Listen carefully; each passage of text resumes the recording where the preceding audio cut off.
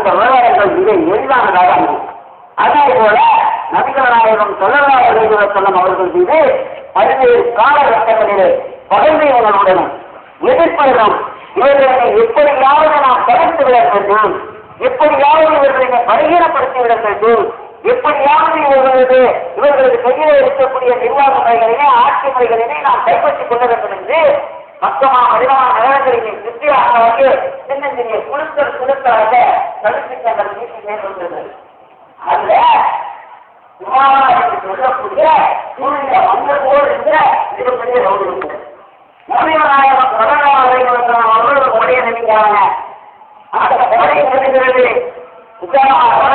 கவனிக்கிறது சுமாராக கைது செய்து கொண்டு வந்திருக்கிறது. யமானத்தினுடைய சுமாராக கைது செய்து மற்ற நபரை சொல்லுவார்கள். நபிகள் நாயகம் அவர்கள் கட்டதற்கு முன்னால் அவர் கட்டிப்படத்தில் இருக்கிறார்.